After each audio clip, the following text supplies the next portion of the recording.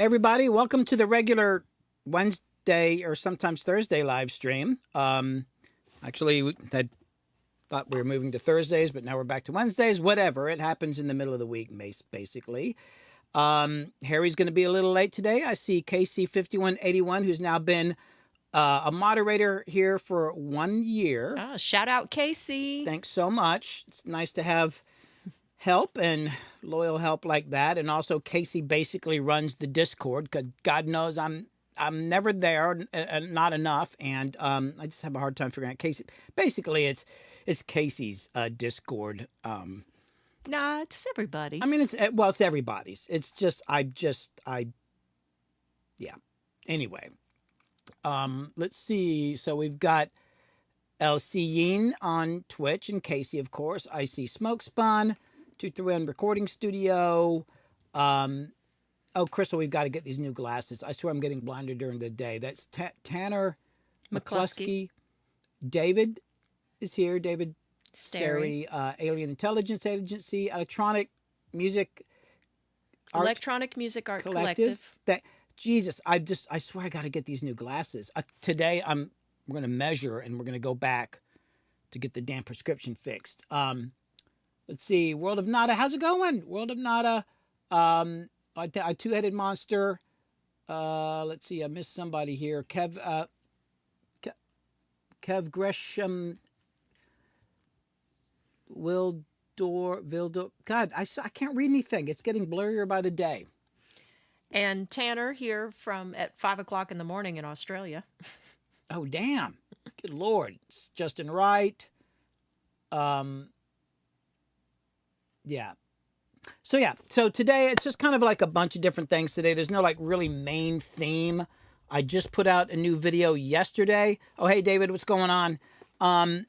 And I was actually going to try to stream yesterday, but it was just too much going on anyway. I just put out a new video called The Terrible Paradox of Being an Artist. We're going to talk about that. I'm going to show some things that I did in the video. I mean, I said outtakes in the title. I only have a couple outtakes. I have people that are always asking me about Davinci, and they've said, oh, I should make videos about it or do live streams about, how I edit and the color correction and all that. I'm no expert at it. I've just kind of messed around with it a lot. So, but I thought I'd show a couple things in there, and I wish I'd kept more of the outtakes because some of them were kind of funny because there are a couple times I just couldn't say a line and I got really mad, but I deleted all of them to save drive space. And then today I was like, oh, I didn't realize I deleted, but I got a couple good ones.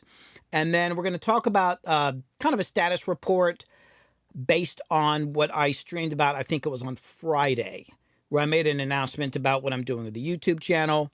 And we were talking about merch and, I've got to make some courses because I've got the YouTube channel starting to go well and I'm starting to get some attention and all that, but I actually have nothing to sell, and it's been something that's been on my mind. Like I need to make some money. So we were asking people what kind of courses would they be willing to pay for, or what would they be willing to pay for on Patreon, merch ideas. We've also gotten a lot of emails from people since then, and we will get to them. We've been kind of slammed last couple days. And then I think the plan is I'm going to take 2 months off from making actual YouTube videos to focus on courses. I will continue live streaming. I thought about not doing it, but one of the things I've been thinking about is building a loyal fan base. And even though some of my videos have a lot of views, and that's great, I wouldn't say most of these people are fans. I think my real true fans are here on the live streams because y'all keep showing up and I love talking to you. So, okay, even if it's a short stream like today, I'm going to keep streaming probably Wednesdays or Thursdays. I think it's going to have to rotate based on what's going on with me, and then also the crystal and the bees and all that kind of stuff. So there was a lot of great information and a lot of input from last week, and with the courses and ideas, and actually a lot of there's been a couple emails. I've been emailing somebody about helping out. We're talking about bringing back the sample song contest, but we got to come up with a voting system. And I got a pretty involved email from this person. I don't know if they want me to say their name. We'll see how all that goes. But it was kind of like, oh, a lot of stuff to think about on this. Plus, I haven't been sleeping much, so my brain is not able to process everything properly. But there are a lot of interesting ideas that got me thinking not just about the courses and the merch, but just how to move forward and getting sponsorships. Like, I want to keep doing this and I want to grow it. Got to make money. How do we do it? And how can I do it without destroying my integrity? And I'm going to read you some emails in a little while. I've got, I have people that approach me and they'll say, God, with 134,000 subscribers, or I don't know what's that, it might be 135,000. I know guys that have many subscribers and they make lots of money. But what they're doing is a lot of product placement, and I get opportunities all the time. People emailing me all the time to pay me money to do things, and it's freaking ridiculous. And I'm going to show you some of them. They're mostly the AI ones, but I get the most crazy things, and I'm not going to do some of them. I'm not going to do anything that I don't feel good about and I don't believe in. I'm going to show some of those emails in a minute. But another thing I've been thinking about is to grow the channel so that I can make more videos and do more involved live streams and a bunch of other stuff, because I really want to grow this thing, is collaborating with other, specifically YouTubers. I've been thinking about, like, oh, maybe I should meet some people, like go maybe interview on their channel or have them onto my channel and stuff like that. And usually when I say that, people are thinking it's going to be like another producer, which could be cool. But I think because I'm often talking about creativity and also a lot of other ideas with art and all that, and music, that it doesn't always necessarily have to be just another music producer or something like that. I don't really want to get into the whole tutorial thing or like whatever. I mean, there's a lot of guys that do this stuff, but it's not really my bag. So I'm thinking about who should I collaborate with. So I was talking to Crystal about it earlier, and it's like, that's a great idea. I had no freaking idea because I spend so much time doing this. I don't actually watch YouTube videos that much. I mean, I do, but not like most people, because I'm actually working on it. And it actually makes me think back to the days when I was mixing a lot of big records and all that. And then there were opportunities that I missed because I didn't know what was going on, but I was slammed in the studio every day. I didn't actually know what was going on. Hell, half the time I wouldn't even know songs I mixed were on the radio because I was down there working. But I think I'm in a different position now, and that is that y'all have been helping me. And that's something that's since Friday in that last live stream, it's just really like, people want to help. I want to entertain you and I want to do these things, but there's genuinely people that want to help this channel and help what I'm doing here. And like I said, there are a lot of emails came in that I'm going to get to, and we're going to answer them. I just, after today, I think I'm getting caught up. But so what I want to do is, like I did on Friday, because y'all threw out things at me that neither Crystal or I had thought of, I want to ask you about that. Crystal, why don't you take it from there? I'm not hearing you. Kid, I don't hear you. Yeah, that's my fault. I was going to say, just to expand on what you were just talking about with like collaborations and those kinds of things, we're asking because you guys probably watch other YouTubers in this sort of space, and maybe look at online zines or blogs or these kinds of things. See, back in the day, I used to do press releases, and I would, we had periodicals and magazines and stuff that were industry specific, and I would send out press releases, and it helped. It worked. And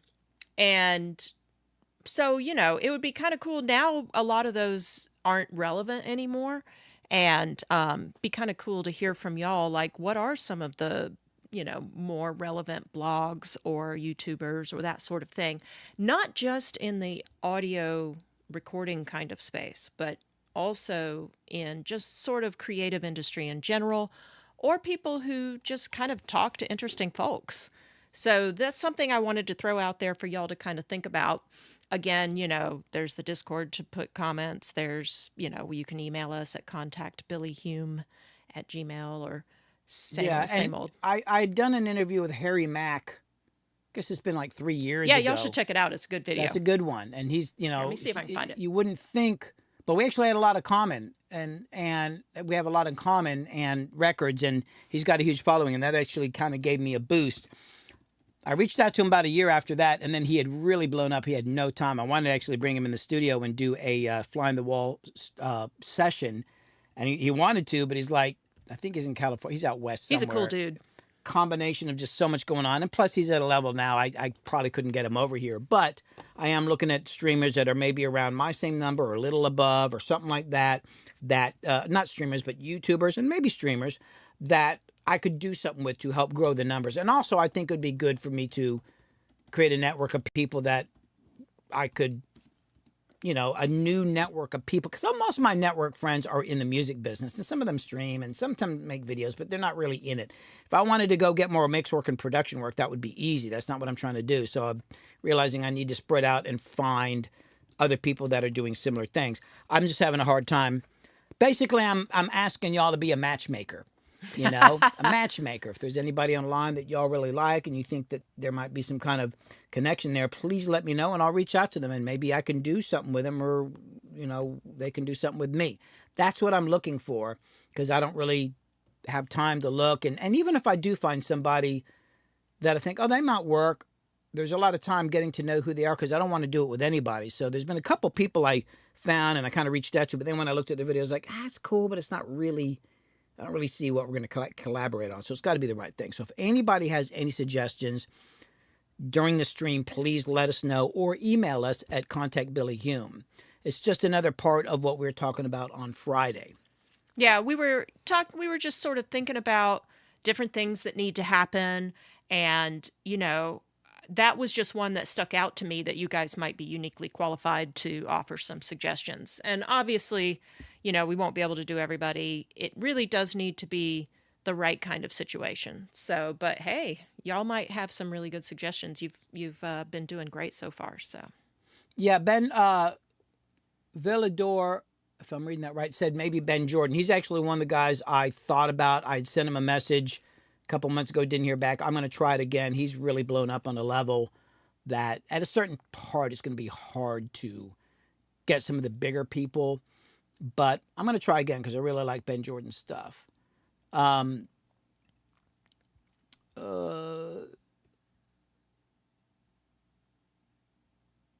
see. So Ash is saying, so the true way YouTube works is loyalty with authentic personalities, meaning whatever YouTube decides to do, if the intentions and the information is given up front, the YouTuber never loses. In theory, that's right. The thing is, no matter how good my stuff is, because I think the new video I put out is one of my best videos, but the views aren't as big and as much as I'd hoped and as some of my other videos have done because people aren't looking for, people aren't going into their YouTube and typing Paradox, artist Paradox. Now, they are typing things like analog, Gibson guitar, or newest, because apparently there's some Fender guitar. Lots of people going on there looking for plugins or and all that. So if I don't, no matter how good my video is, unless I have a massive following already and people keep checking on me, there's not people typing in Artist Paradox. And I might change that title, but still, it's I don't want to be misleading about it. I'm not going to say, naked girls dancing in the street, and then they're going to come and it's just me. That would be very disappointing. Like the band name Bare Naked Ladies? Yeah, I mean, it's, so no matter how good it is, because the way YouTube works, I have 134,000 subscribers. It doesn't, when I put a video up, it doesn't notify all of them, which I think is stupid. I earned them and I work for it, but it treats it's kind of like, oh, everybody gets treated the same, so they kind of push it out, and if it seems to catch on, then they put the thumbnails out. If enough people click on it, it pushes more out, pushes more. It doesn't matter if I have 1 million subscribers. If I put out a crappy thumbnail and a crappy title, I'm not going to get any views. If I had 1 million subscribers, I'd get some because there's going to be people that understand I'm not necessarily doing, clickbaity thumbnails and titles. I'm just right on the edge of that. So what I'm saying is that it's kind of like if you're in a band, for instance, like the infamous String Dusters. When I was working with them, they could never get a following in Atlanta and the Southeast. They would be Northeast, out West, and Florida. They were skipping Atlanta. And for some reason, they had a hard time catching on this area. And what they did is they finally did a tour with Yonder Mountain String Band. And they made an agreement with them. And they would go out, we're going to open up for you on whatever, 10 gigs or whatever. They're all friends. With the only agreement being they couldn't swing back to that town. They couldn't do a gig of their own within like a month on either side of that gig, which is fine. But what ended up happening is like I saw them at Tabernacle here in Atlanta opening up for them, and the Dusters killed it. And so many people are like, oh, damn, that's this band people have been talking about, and they got to experience it. So next time they came to Atlanta, they did great. Same sort of thing here, and it can be beneficial to me and also the other person because I've got some followers here. So that's kind of what I'm thinking about as a way to grow it, because to try to and just so you know what you're talking about, making good content and growing naturally, or what do they say, organically. That's what all of this has been. I'm not doing any marketing. This is just organic growth. But unfortunately, organic growth is very slow and it's hard to make happen. So that's, I've got to start thinking about that. And also, like I said, if there's kind of online vlogs or something that we could send press releases to, maybe if they just write about me, stuff like that. So we're hoping that maybe if you all have suggestions for that. It's just basically research for marketing and then also some collaborations and stuff like that. Kit, are you keeping... Yeah, I'm going to grab... Ben Levin, okay. Yeah, that sounds like somebody to check out. Yep.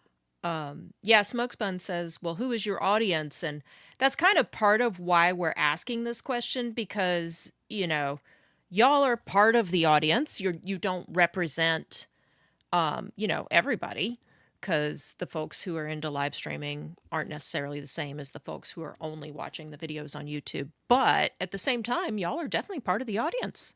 So, The other thing that got me really thinking about this, too, is that in the last couple videos, the one that I put out like a few weeks ago called The Real Reason Why Older Music is Better, I'll get this comment, and a very similar comment I see over and over and over again, and people say something like, I was wondering why I don't like newer music and I like the older music better, and now this makes sense. Or I never thought about this stuff, and it makes me realize there's people out there that freaking love the video, and they subscribe. They'll say, oh, I subbed and all that. They're not musicians or producers or whatever. They're just people that are into music. And then other people, I get a lot of photographers will come in that what I'm talking about resonates with their... There's a lot of parallels. Yeah. So it's kind of like, it's not like a lot of music guys, because on the live stream, you'll see me in the studio and all that. But my videos, yeah, they're about music, but they're bigger things. So it's kind of like, I feel like, what is my audience?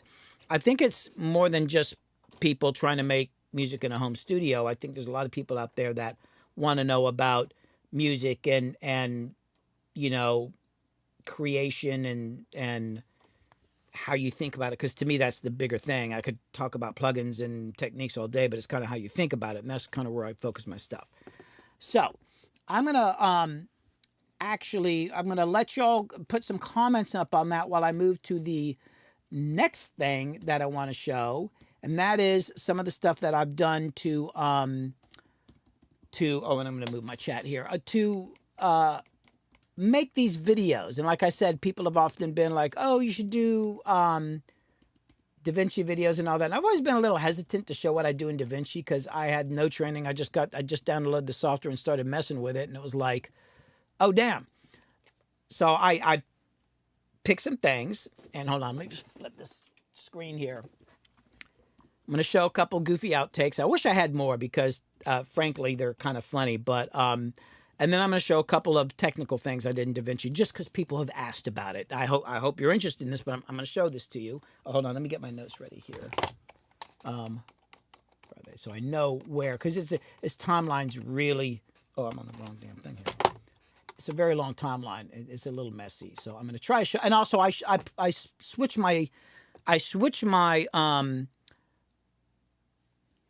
Am I not getting the shot here? Oh, yeah, duh. I switch up. I'm using two screens, so you can't always see both of them. I'm going to try to show you both of them. I'm going to show this to you first. Hold on. So here's my timeline. It's a mess. And when people want to know about editing video, I'm like, you really got to dig in.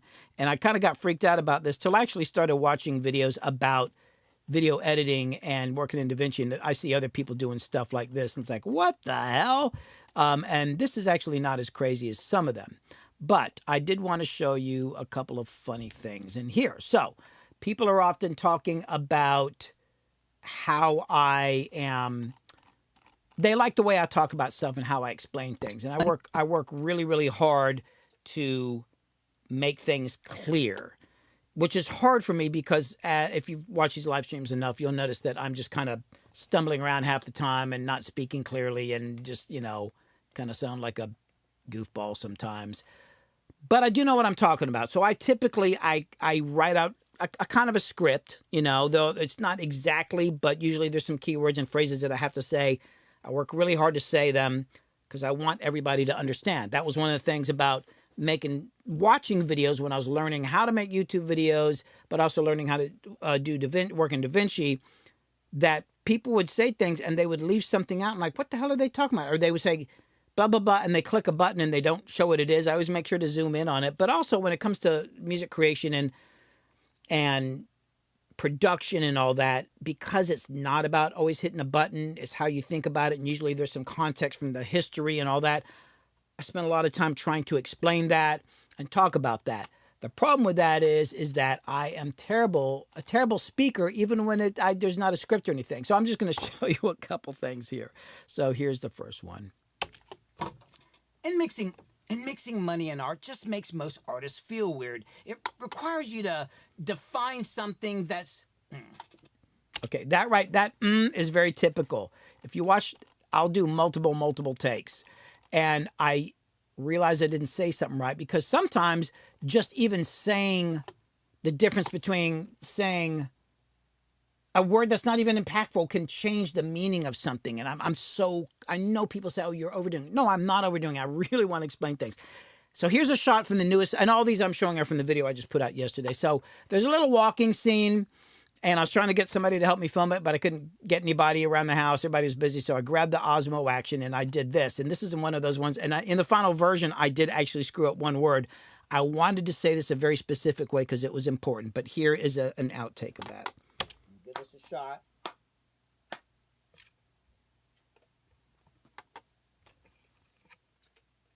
And that's why many of the ones that survive come off as arrogant assholes.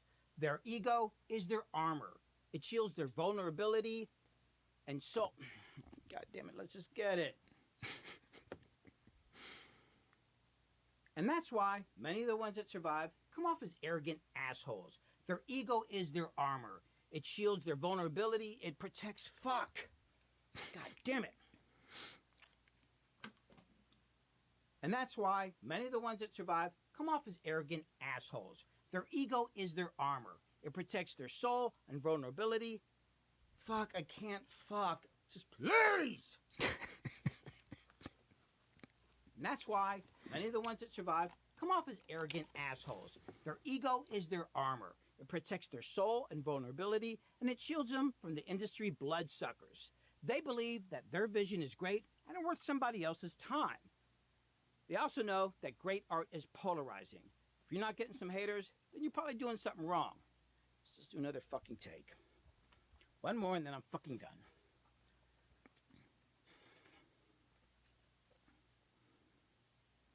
And that's why many of the ones that survive come off as arrogant assholes. Their ego is their armor. It protects their soul and vulnerability, and it shields them from the industry assholes. They believe that their vision is great and worth someone else's time. And they also know that great art is polarizing. If you're not getting some haters, you're probably doing something wrong. Oh, I don't know why music started playing right there. I'm in my Davinci timeline. There's all sorts of stuff crammed in here. Oh, yeah. But so it's like, that's like kind of an example of how I'll do takes. I think I'll get worked up, but I think my experience of working in music and having to do it over and over and over again, and you get a little worked up, but you just kind of do it again, has helped. And but I do struggle with it. Here's another example. I stumble over my freaking words, and this one's kind of funny because I typically mix up my words. Working on a movie score with my friend Steven Perez. Keep it rolling. Working on a movie score with my friend Steven Perez, who was also directing it. You can see it on Amazon Prime. Very typical. I was going to say my friend Stephen Perez, but I said my Stephen Perez. And so there's in the final video, I really nailed the last part of this. I struggled so hard. For some reason, certain lines are really, really hard. And this was the last shot of that day that Wizawful was helping me film. Wizawful was ready to go back in the house, so I had to get this done. We'd been out there all day. But y'all will recognize this from the video. This is not the final take. Even though I almost always complain about having to go anywhere, I always come home energized and inspired. Being endlessly connected to society can lead to a lot of stress, but endless creation in the studio actually, just let it roll. But being endlessly connected to society, can lead to stress, but endless creativity in solitude, for me, leads to stagnation and repetition. Getting out into the world inspires me in ways that I never would have been otherwise. Yeah, sometimes I get it. And to be fair, this was at the end of a really long day. Here's another take. This one's kind of funny. I like this one. Always come home energized and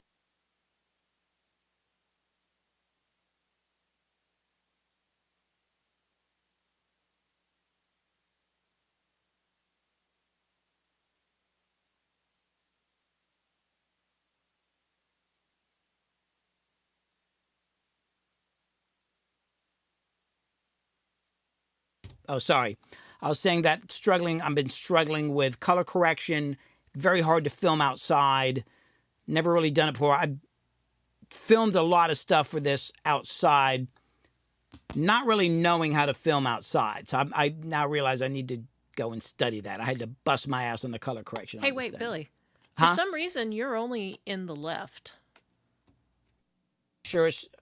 Check. No, it's going out on left and right. That's okay, your well, headphones. maybe it's my headphones then. I can see it on the meters. Okay. All right, here's another one. Home, energized, and inspired. Being endlessly connected to society can lead to a lot of stress, but endless creativity and solitude for me leads to stagnation and repetition. Getting out in the world inspires me in ways that I wouldn't have been otherwise. One more fucking time. Another thing that was difficult about this video was I got these lav mics from Chris Vermillion. He actually contributed them to the channel. It's these I talked about them on another stream. It's these the DJI Mic 3, amazing little set. Well, the receiver's up there. I was trying to use it today for something, but something about my connection. It's got 2 lav mics in it. It's like you can get really far away, but I ended up like just hooking it up and just going with it. And it saved me a lot of time, not having to drag around a mic stand and cables and all that. Amazing. The problem was I didn't know that there's a built-in noise gate. So it was kind of cutting out the sound. So for a lot of this video, I'm outside and I was like not, I didn't really have to, I should have gone to like check the audio. I was just like, let's just do it. I'm getting good audio and I could hear it on the camera just on quickly playback, but it wasn't picking up any background sound. So it's like here, I'm going to solo it up for you. This is what the mic sounded like. Society can lead to a lot of stress, but of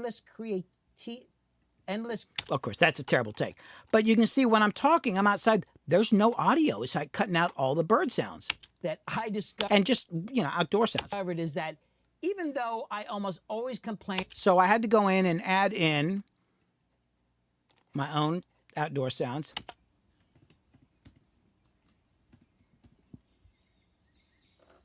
It's very quiet.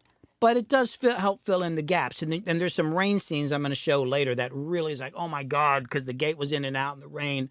But, with it in there, it's like this. Energized and inspired. being endlessly connected to society. So I did figure out how to actually turn off the gate. I guess I should have read that manual thing that they talk about. Another thing you'll notice that I do in a lot of these videos, and I know I'm going to stumble. I know that I'm going to totally screw it up and all that. So one of the things I've figured out to do is to pause. And because the problem with video is like, in audio, I can punch in anywhere. As long as there's a teeny, I can punch in the middle of a word sometimes, depending on the words, or in S's and sounds like that. With video, punching in is hard because you see the body, and I don't mind. Sometimes I don't mind it jerking around a little bit, but I finally figured out, well, how do I solve that? Well, my brain usually knows when I'm going to mess up a line. I'll just literally freeze, and usually I have my script hidden off camera somewhere. So on this scene here where I did this stuff, I'm saying, every single artist that I worked with that had a hit song always put the music first. Seriously. Now, money can come in second, but if you make it all... And there's just one section. I had all this stuff on, say, but I didn't. And actually, this might even be... No, there's a previous take. And a lot of these are pauses in there. I'll show you a long one here. Over the top, hyped up people. You see my eyes go over to the script. And they love the kind of music. I just freeze, and then I can put it together. And here's another one. Music that they make. Every artist I've ever worked with who had a hit. And I was struggling on that. I don't know why. These are all easy. These are things I know, but for some reason my brain, because I'm trying to think of a million things. I'm also standing out there outside. I'm not used to filming outside. But here is actually, I think here I got a pause in here. Here's like a finished version. And let's see. So I have a pause here. Hold on. Oh, yeah. So this is what actually happened. People. And they love the content. But and I'm going to show you the edit here. Hold on. Boy, I wish I could show this on the same screen. So yeah, you'll see there was a pause, a pretty big pause right here. Look at that. People. I'm frozen. And then back in. Cool thing about Davinci is if I can get it close, Davinci has this thing called, damn it, I got to figure out how to do this on one screen. I've been on dual screen for a long time, but they got a little thing that's like a crossfade that you can put across an edit called smooth. And even though I'm frozen, it really helps smooth it out. You see my hands are moving a little bit. There is a bit of movement in there. If I take away that effect, let me go back to the other shot here. Hold on. I might switch this over to a single monitor. So yeah, so here, you see there's a little jerk there, right? I was frozen, but I moved a little bit because I'm breathing. But if I've got that effect on it, oh yeah, here it is. Let me put it on there. So now I've got that effect on there. It's amazing. Thank God. It's like a weird, it's not like a cross dissolve. And if you do it really long, sometimes you can see the effect. It's kind of crazy what it does. Let me see if this may not be enough movement to see. Nah, it's not enough movement, but it's weird how you can use that. So in a lot of my videos, I look really intelligent and smart. I'm really pausing because I forgot what I was going to fucking say, or I want to say it the right. Usually it's I want to say it exactly the right way, and I'm trying to cut down on my editing. So that's one of my techniques there. Another thing I struggle with, and this is going to seem kind of crazy here, but I'm pretty anal about this stuff. And here okay, I'm on the right shot here. Okay, this is another scene from the new video. And I went into this other room. You've seen it on my live streams. I've gone in there. This room back here is kind of my entrance to my studio. And also sometimes I'll record drums in there. But it's where I put all my plaques and a lot of my goodies and stuff. And I thought, since I'm talking about the rappers and all that, maybe I should have the plaques in the background. Well, this is the final scene. This is what it looks like now. Wow, it's like art. And this happened to me more than once. The original shot, well, let me take away the zoom first. Okay, so you see, like, I wanted to make sure everybody sees the plaques, but lighting is really hard, right? The way it actually looked was, hold on, like that, right? I moved these damn lights around, and I went in there to film this and forgot the problem. There's literally nowhere I can put a light without it reflecting in some damn plaque, especially this one right here. And like this thing, like just stuff that's really bright. And I was like, oh my God, what do I freaking do? Well, I remembered, oh, I did this before. I have to do it again. So this is what I did. Let me mute that. So I went through and I turned off some of the lights and just did this shot, ducked out of the way. As you can see me down here in the bottom, I'm hitting record and then I duck down.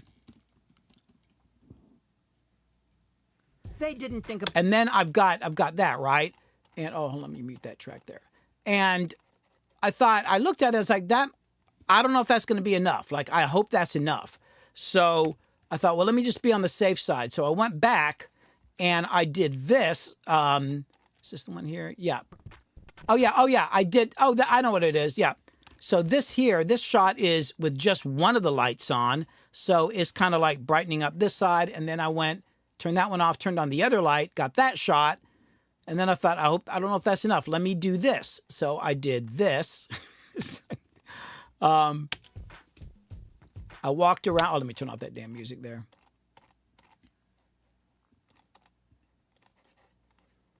I kind of walked around the room with a little panel LEDs. Like I just, like maybe I can do it better. So I did this. Oh, hold on. Here it goes.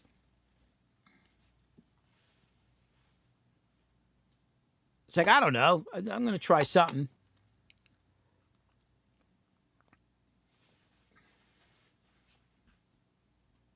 And I did a bunch of stuff like that. Then I found the ones that I liked. Came back. So let's go back to my main shot here. So here's the shot. And I found the ones I liked. And as you can see, I did something called masking here, where you can see, like, I can go into the color tab and I can kind of cut this out. So I got a big chunk of it here. I went through the whole video and said, well, where do I move my head? Like, where am I safe? I never move my hand beyond this section or that section. Sometimes that happens and you can actually automate this, which is a pain in the ass. I was trying to avoid it. So I got that shot. I also got this one. I kind of combined several of them. It's like I got those and then I got these as just a little one over there. So combined, I have this. That improved some. Then I added this.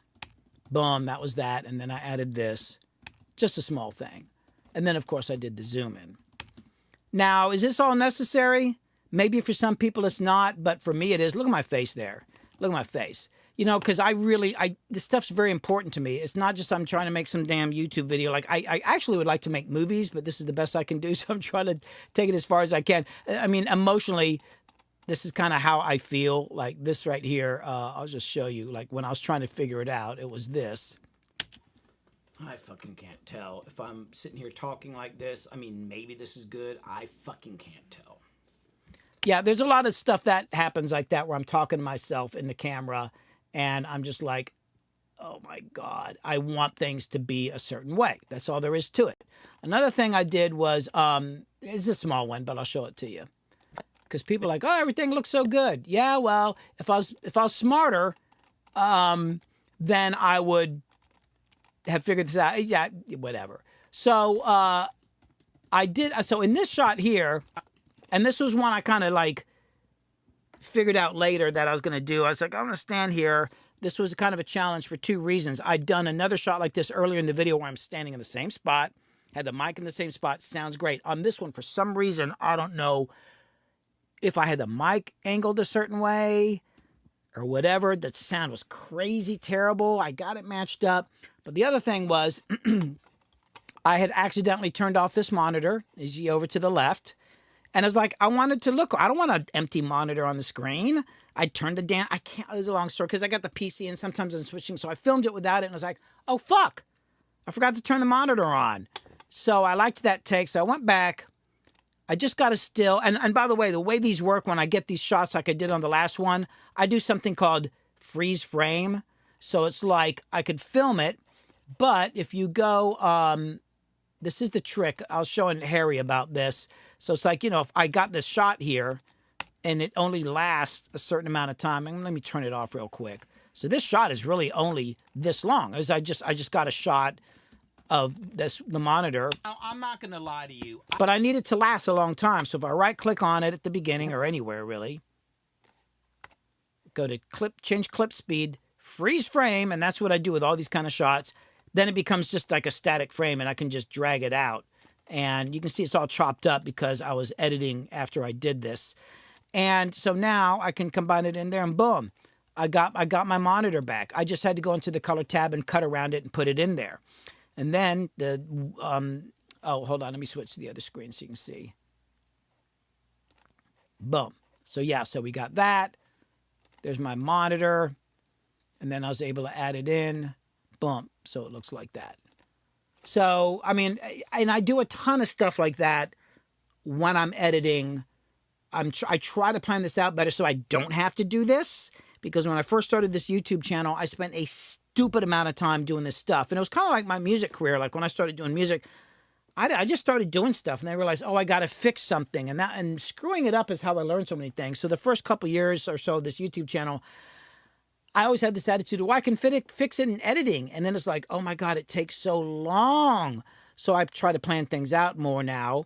But I still run into these problems, things that you can't foresee, or you're just an idiot and you turn the freaking monitor off. Now, the thing that was really, really, really hard on this video is the outdoor filming. As I said before, let me. I'm going to cut to some. Well, let me actually cut back here and I'll show you. There've been some questions, Billy, about what cameras you're using. What now? There's been some questions about what cameras you're using. Okay, so good question. Most of this video is done with a Blackmagic Pocket. They call it Pocket Cinema. I don't know why they call it that. It's actually kind of big. It's a Blackmagic Pocket Cinema 6K. That's what I use for most of it. The problem with that camera is it's what they call a cinema camera. It's not like a lot of cameras have built-in stabilization and all that. They expect you to have like a really nice Steadicam, which I've got kind of a crappy one. So it doesn't work for some of the movement shots. Although I did some stuff with Tap where he was actually, if I try to hold it in my hand without it being on a stand or some sort of Steadicam, because I'm so hyped up, even if I'm standing still, the whole camera's going, shaking the whole time because I'm just like this the whole time. Tap is pretty calm. So Tap can do some hand movements. I'm like, oh, damn, dude, how'd you do that? I can't do that. Yeah, so, I shake too much too. Yeah, I'm just too hyped on that. So that's that. And then occasionally I use the Osmo Action for the room. Osmo's like a GoPro, the shot where I was walking from the storage room, amp room into here, and I did it over and over again. That was with an Osmo Action GoPro type thing. And then sometimes I'm using these cameras that I'm using on the stream. Like sometimes I'm actually using this in the videos. If I'm sitting here, you know, all these cameras kind of get used a little bit, but mostly it's the Blackmagic Pocket Cinema 6K, which is an amazing camera, but it's also easy to do really shitty work with if you don't know what the fuck you're doing. So I've been filming, that thing will film in something called RAW. They call it RAW. Some people call it log. So it has this really washed out look, but then later on you can do all this color correction and it's amazing what you can do with it, but I'm still not... I've done some videos like that, but it's like so fucking, I just don't know. And you can drop LUTs and I get all that stuff. So I started filming in something called extended video. It's kind of halfway between like a video camera, which is already doing all the contrast and color and all that. It's kind of halfway between. So I still got to do some work. I'll show you here another shot. Like when I went outside and it, you know, it seems cool on the screen, but, and I'm still not happy with the color on this one. I got to learn because I want to do more outdoor shots. But this is what it looks like without the color correction on it. Where's my little... oh, here it is. So that's what they call extended video. So it's like it does a little bit of the work for you, but it leaves it washed out. I really struggled with this one. And plus, I'm not visually talented. I'm sonically talented. So this is the best I could do. Also...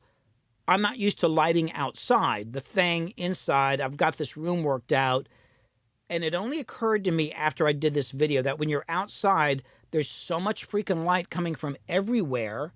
It's not just like the sun source, it's a bunch of other stuff that typically your face is going to be dark. I didn't really think about this. Like when I'm inside, like in here, I point the lights at me and I put a diffuser up and I'm cool. Outside, there's light coming from everywhere.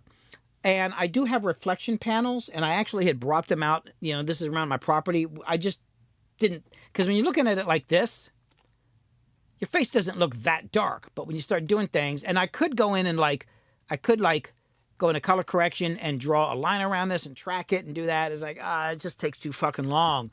Next time I'll use my reflection panels. I had Wizolfo with me, and I think we filmed for 6 hours because we had to drag this. I'm on 5 acres, and we had this little cart, and we're hauling everything all over the place. Next time I'll use the damn reflection panels. We've had a couple people mention LUTs. Yes, I actually am using a LUT on here. And, hold on.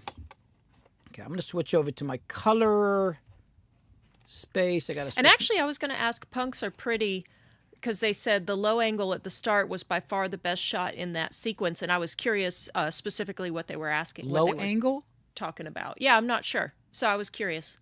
So punks are pretty. Which one do you mean? Yeah, okay, so you can see here, I've got my nodes here. I'm going to turn off, I didn't actually use these ones here. So here it is. The LUT's often, like, that's a LUT right there, but I'm only using it 50%.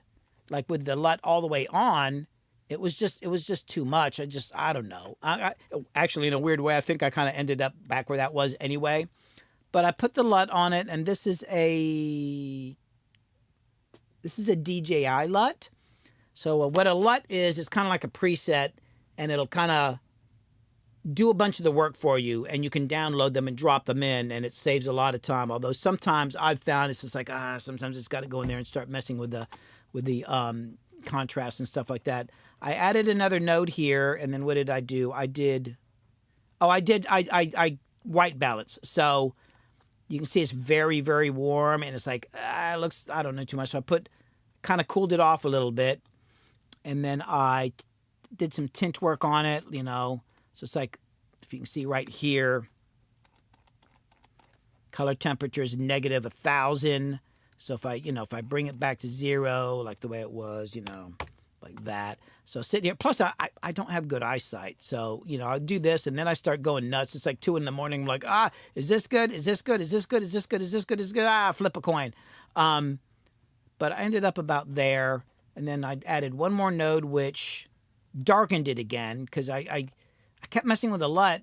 So I came back on the last day and I messed with the gamma and stuff like that. I got a lot to learn on here. It's like so much to freaking learn. I hate the way this shot looks. I could never, ever, ever, ever get it right.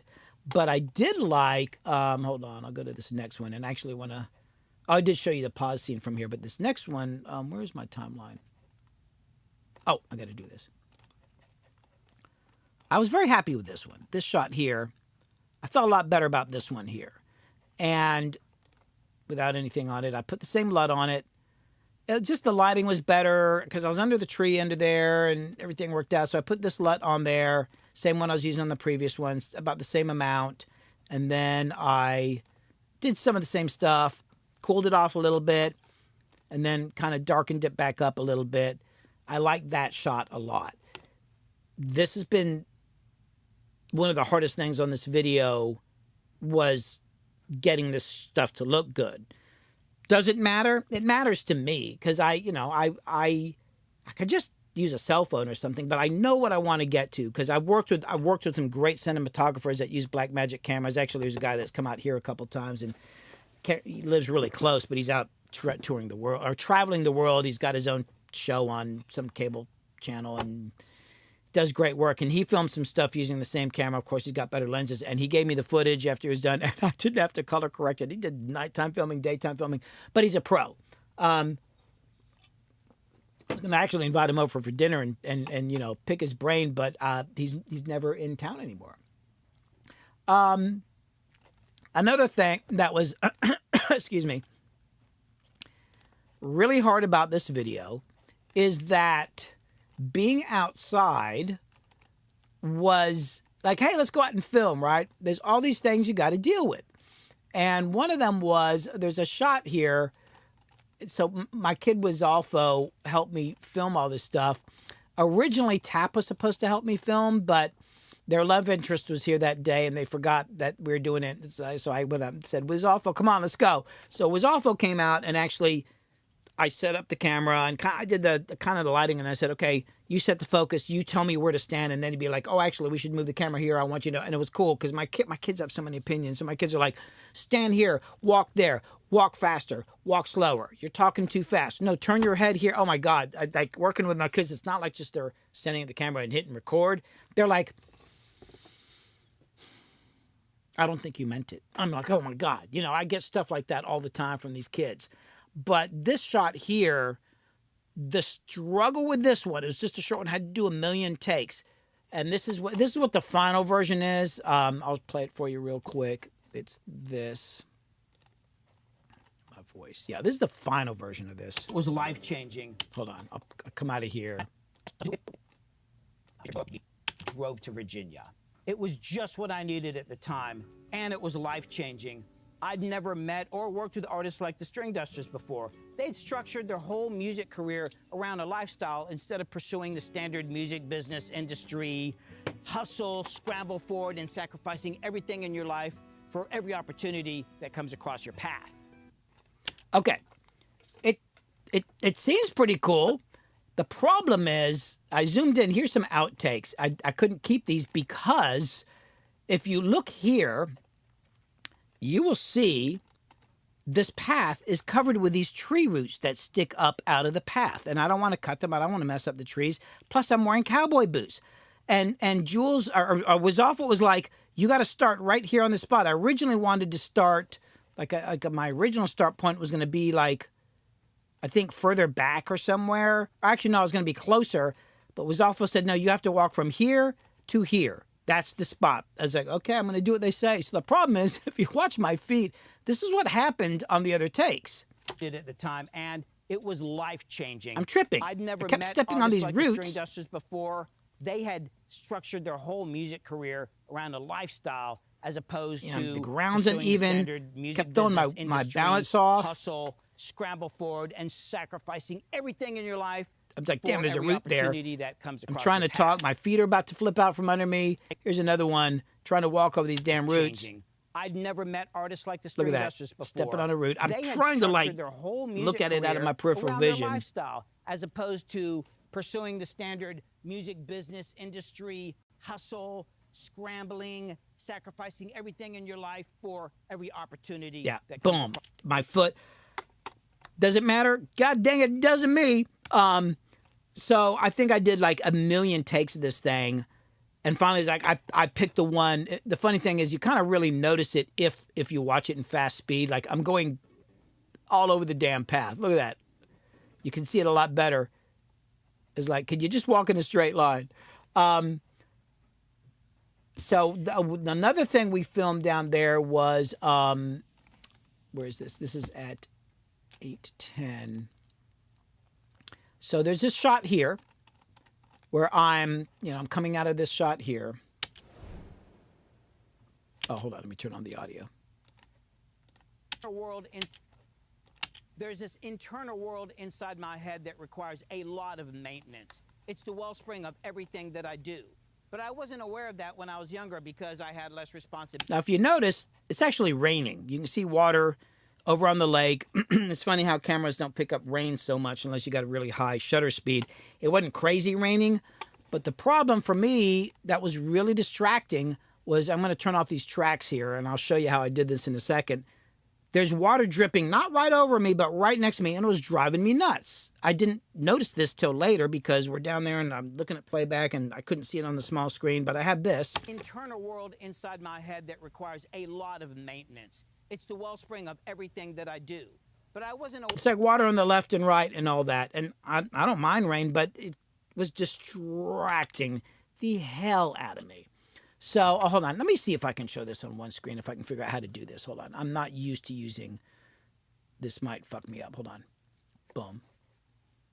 Okay. Actually, it might be better to do it this way. I'm just not used to working in one screen. Oh, how do I get rid of this other screen here? I don't want this dual screen thing here. Hold on. Oh God, somebody help me. I'm not used to working on one screen. How do I get rid of this second screen here, folks? I don't want this. I don't want the second screen. Hold on. Oh, here we go. Okay. So let me get rid of this. Media pool. Whoa. Shit, what did I just do? Oh my God, I just screwed something up. Hold on. There we go. Oh, damn it. Hold on. Okay. Let me just do this. Okay. Okay, here we go.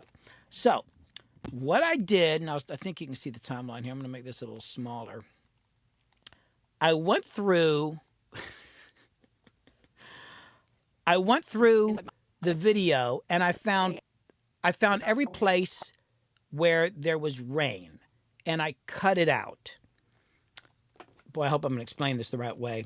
Specifically, what you're talking okay, so about if you can is see here drips. these muted tracks here, the ones that I kind of muted.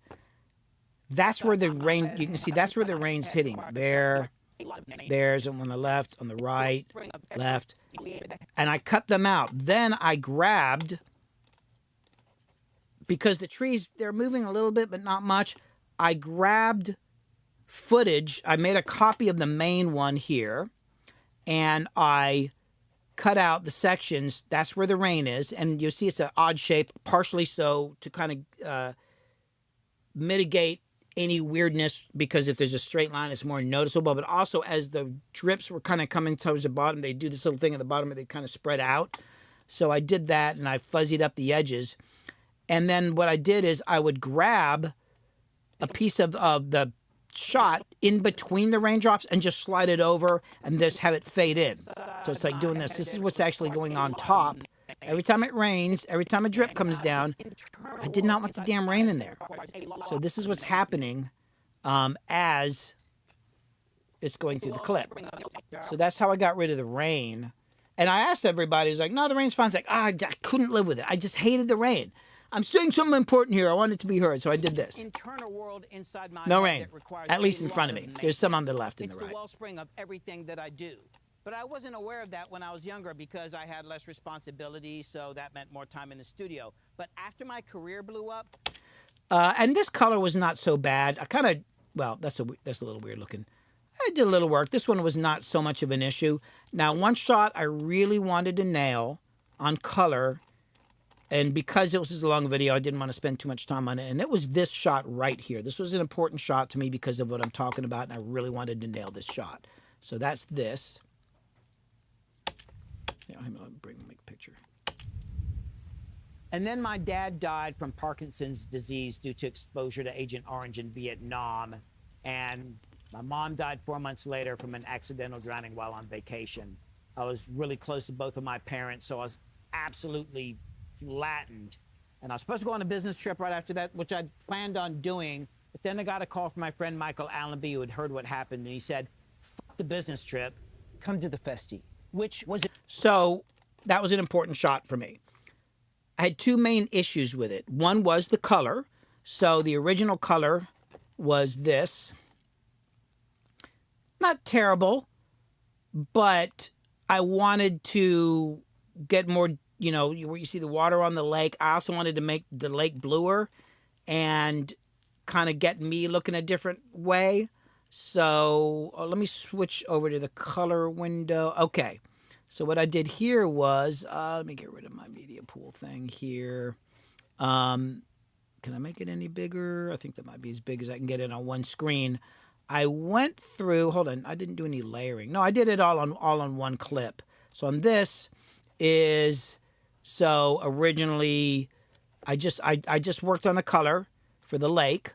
Oh, and this one, oh, actually what I did here was, so I drew a selection on this node around my body and kind of up the side here. I wasn't going to worry about this. If you look carefully, you can see the color here is different than there. I was like, there's only so much I can get done. And I did this coloring. I just made it, what did I do? I made it, of course, a lot colder. And then I worked on my curves a little bit here. And then I had to track it. Thank God I wasn't moving my body very much. And it's not a great job. And as a matter of fact, if you look closely, you can see here, like along the edge, wasn't completely nailing everything. But I did do some tracking using the automatic track function on here, and then I went through and fine-tuned it. So if you look at, I hope y'all are interested in this. This is what people have said they want to see, so I'm going to show this. But anyway, as it goes through this section here, let me get back to here. You can see that there's some, God, it's so weird working on one monitor. Hold on. There's some movement. That the tracking moves just, actually that tracking's not moving at all. Oh, it's the other one I tracked because it's on top. Yeah. So it says there's some tracking. There's some very subtle movements around the shoulder here on this left arm and all that. Thank God, not around my head so much. But then I added this note on top here. This one has some more tracking on it here. You can see, man, am I losing my fucking mind? Well, I didn't. I thought I did track this stuff. You know, I'm starting to think about, oh, this one tracks. Yeah, this is one. I think I was in such a rush. And the thing is, like, I think with a blur, you can't tell it so much. If you look closely, you can see a little bit around the edges. Literally, it's just, this one I had to track this here. So you see it's tracking my color so that the color moves with me. So that's this note here so that color moves because I wanted me to stand out and look different. I think, did I track this? I did track this other note on this shot. I let this one fly. It's like, I can't tell. But that's what I did. It was an important shot for me, and I wanted to make sure that it wasn't this, but it was this. So that's what I did there. Probably took me about an hour to do because there's 3 clips in there. And this one's got some more movement, so I had to track those as well. Yeah, a lot of work to do, but you know what? Like, you know, and I do think is like if I knew how to work that camera better, I probably wouldn't have to do so much of this. But it's one of those things where by not doing a good job on something and just trying to have to figure it out, I've learned a lot. So I don't do nearly as much of this stuff as I used to back in the day, just because, well, I've gotten better at it. Okay. Another thing I did was, hold on, this one's kind of funny, and this one's one of those things is like, okay, I'm just you can't being hear me, stupid here. Oh, hold on. I need to go to a interesting. different shot here. Hold on. Oh, hold on. Boom. Oh, what the heck? Oh, I got to go back. Let me go back to dual screen. Hold on. Boom. Okay, let me go back to here. Oh my God, now everything's all screwed up. Wait. Oh, hold on. I got to go to full time. Okay, here we go. Boom. Okay. So this is a funny one. I wanted to show this. This is like me being whatever, man. There's probably things I probably shouldn't be doing, but you know, it's just like I just okay. So this is where is it? Hold on, I gotta go further. It's right. Okay. So in another part of the video, I'm talking about working with the infamous string dusters, and I show this shot in here. Working on the album Laws of Gravity. Oh, hold on, somebody's texting me. Let me make sure it's not something about somebody saying there's something wrong with my stream.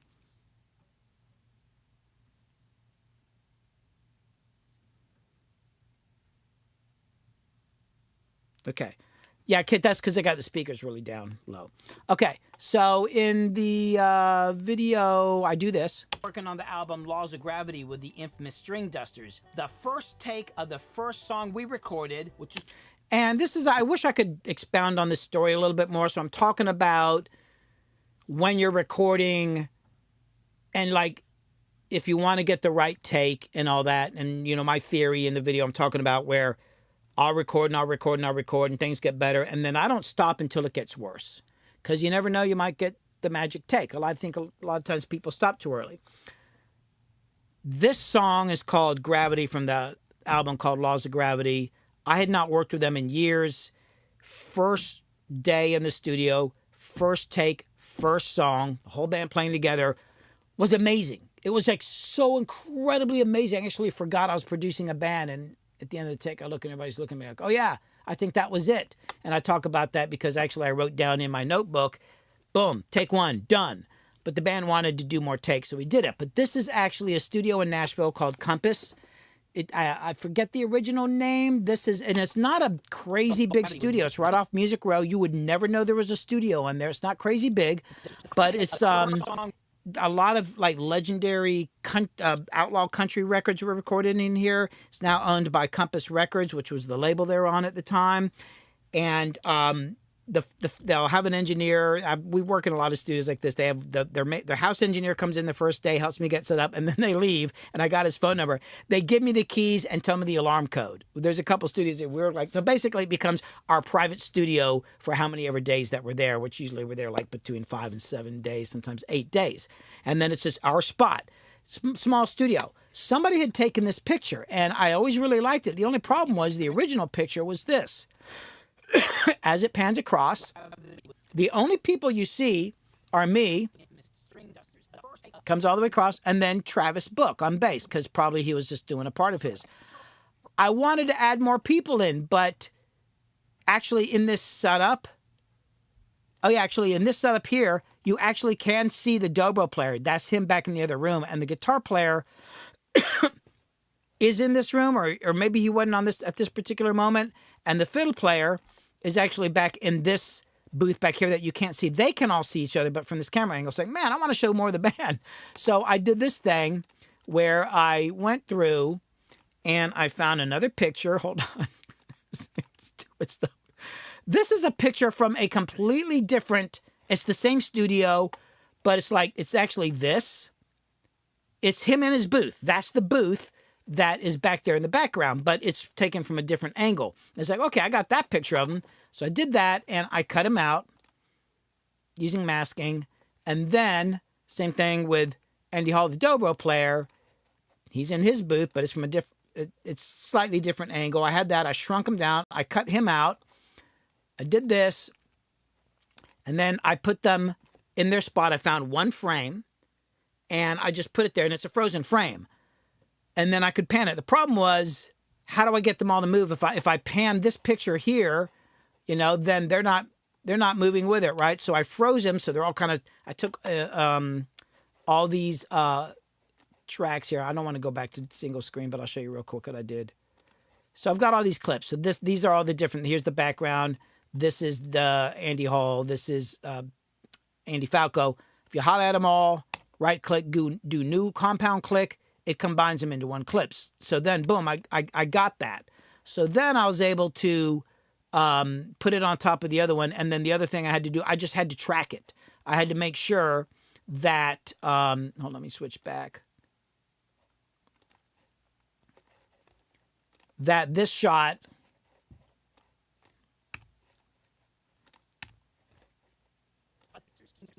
there it is without them. And then I layered this one on top, which is the final composite image. But because the way I had to set it up and it's a compound clip, it gets rid of anything that's, because I was zoomed in, it's a panoramic shot. So it wasn't getting the rest of the room basically. So I had to figure out the panning on this, and then find where this one hit at the same point, and then match up the end with the speed and make sure that they ended at the same place. God, I don't even know if I'm explaining that right, but basically it kind of just suddenly pops in right there, as it's coming across, as this track here is coming across. A lot of damn work for this shot, but I love the shot. And I wanted to show somebody else in the studio. They actually were all legitimate. It's not like they're from another studio. It's just that they were sitting in different booths, and I wanted them to be seen, and I thought it would be cooler. So that's the kind of crazy shit I do. And then the last thing I wanted to talk about real quickly, and I'll show it because somebody asked about it. Actually, I got a call from Jimmy B from Tokyo Teens, and he was talking about how much he liked the video, and he just wanted to know, is this for real right here? I thought I had retired from music. I was mostly up here just twiddling away on my own projects, which were, and I was like, oh yeah, that's for real. Because it's like, and I've had this shot for 5 years or 4, I don't know how long. And I saved it, and he was like, well, all those are the wood chips real? Oh yeah.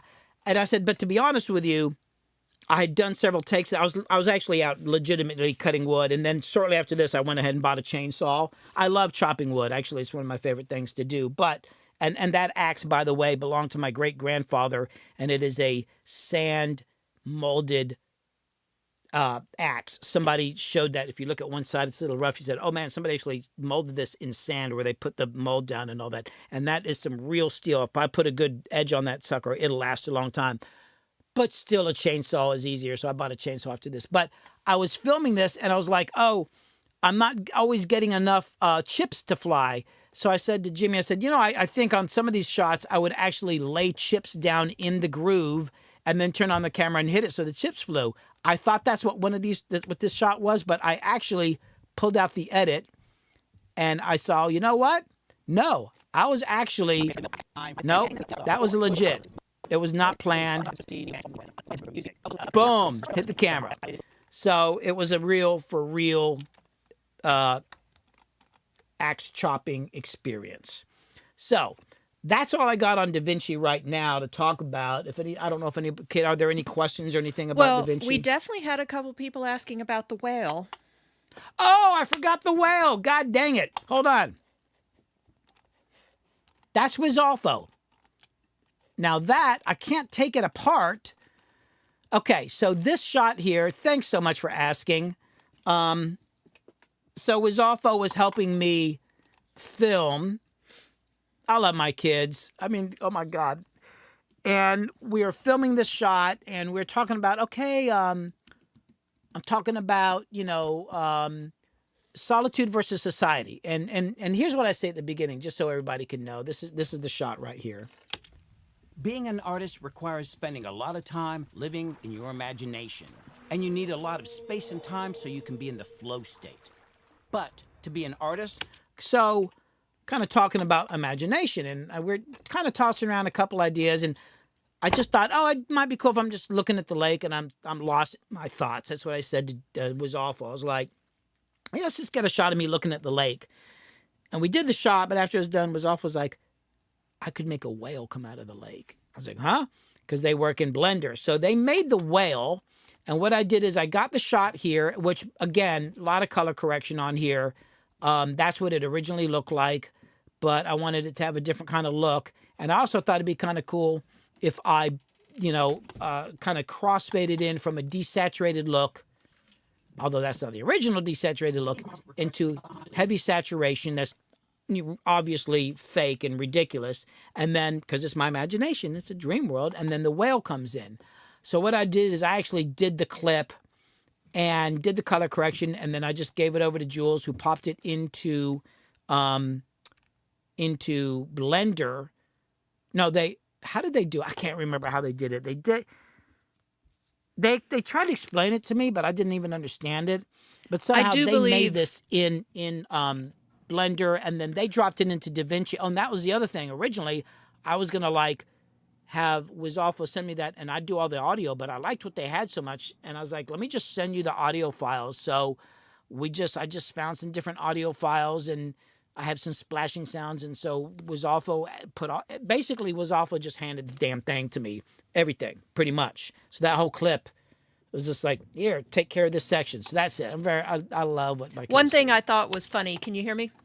Yeah. Yeah, one thing I thought was funny was, Wizolfo had made the suggestion, and you've been like, yeah, that's cool, and you talked about it a little bit.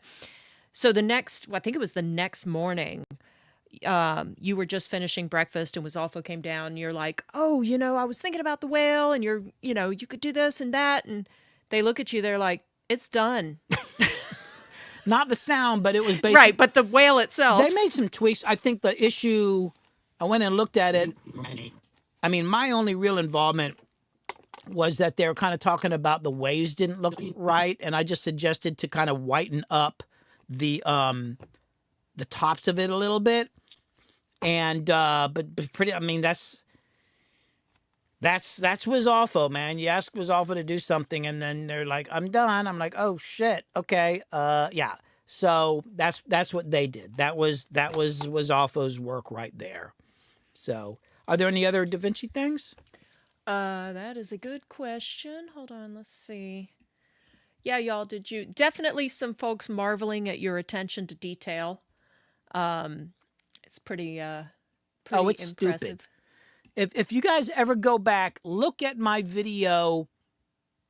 I built this in my basement. It's like my home studio tour. It's like, oh my God, it took so long to film because you see a lot of home studio tours and it's just like they kind of point, there's my mic pre's. I showed every mic pre I had. I talk about every button on it and I give a lot of detail, but I noticed, and this is a mistake, and I got to keep reminding myself about this, and I did it when I was filming this, like, because the way my Blackmagic camera set up, it's got built-in microphones, but the camera makes noise, so the microphones are noisy, so I can't typically use that audio, so I can hook up, but it's got an external jack on it, sounds pretty good, phantom power, so I can put like a nice mic on it, but I forgot. And then sometimes, because I'm using a mic and all that, sometimes I forget, and the sound's not even on the freaking camera. But unfortunately, it was those internal mics, the sound. So when I'm doing I'm switching little, I'm clicking buttons and flipping switches. The sound was terrible, and I remember watching that video and going, "Fuck, you can't show gear and not hear the clicking sounds." I mean, isn't that a great thing? Like, look, listen to this. Like, if you go, it's like, oh, hold on. Yeah, and the sound that the old patch bays make when you plug and unplug. Yeah, so I went through one afternoon, went through the whole freaking video, and mic'd every damn. Some of them were cool, but I went through and mic'd. I go watch the video, and you're looking at it differently now, but it's fine. It's what I wanted to do. I like the sound of clicking stuff, so that's the kind of detail that I get into. It's a little insane, but I mean, if you're gonna do it, you're gonna do it. You're gonna do it the right way. At least I am. That's right. Somebody was asking about who was filming the wood chip, when you were chopping with the axe, and I think you just set the camera up, right? That day, Tap helped me on some shots, because there's another shot because that was after the storm. We had this massive storm out here. Actually, if y'all see the shots with the whale and you can kind of see across the lake, it's mostly recovered, but you can kind of see there's still tree trunks that are snapped off at the top, and you can see there's still some down trees. You can't tell very well, but look to the right. Yeah, look, see the sky behind this branch? Before the storm, that was trees. All trees. And this thing came through. They call it straight line winds. Straight line wind. Basically, like a tornado came, kind of, not really a tornado, but right next to my house, across my property, across the lake, and just barely hit our neighbor's house. Like literally 10 feet. There's like a whole hillside just freaking gone. Mm-hmm. But it was nuts. So the axe chopping shot was when I was still cleaning up from that. It's like I said, it's been a couple years or so, and and then we bought the chainsaw. You're like, we just need to get a chainsaw. So yeah, but I had just put this. I just had a little. It was my iPhone before I lost my iPhone, and it was just on a stand. That was it. Where's the question? Boop, boop, boop. Somebody was asking, hold on, and I'll tell you. Sebi, I guess. PS3, I'm always wondering if you feel like working on videos has been harder or more tedious than working on music. Oh, way harder for sure. 1,000,000 times harder than music. Like working on video is like, let me put it this way. Working on music is child's play compared to making videos, good videos, if you really want to do it the right way. Because when you're working on music, if you make a mistake, you can punch it in and nobody's going to see it, like, oh, I'm just going to punch in this bass part. But with a video, like punching in video, you see the body move. Everybody knows. But the whole visual, like getting lighting and getting the shot to look good and making sure that my hair, oh my God, my hair, Jesus. Crystal, how many times while I'm working on a video do I have to run upstairs and wet down my hair? Because my hair gets really frizzy. Like if you watch them on my live streams, I'm sure you've seen after a few hours, my hair's like, it does my favorite crazy example shit. Of that is the video where you are installing the new Ghost mixer. And there's a shot from like 3 or 4 o'clock in the morning. And you were just doing the shot. You could barely even talk. Yeah.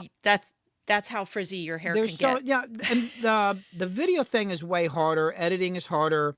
This has been, to be honest with you, the YouTube channel, setting up these live streams, doing all this, technically has been the hardest thing I've ever had to do in my life. Psychologically, it's really harder because it's one thing to play your part and go back, you know, like record a guitar part and go back, oh, I don't know if I'm good enough. Singing gets more psychological because everybody hates this. I know I hate the sound of my voice. I hate the sound of my voice. It drives me. I hate hearing myself.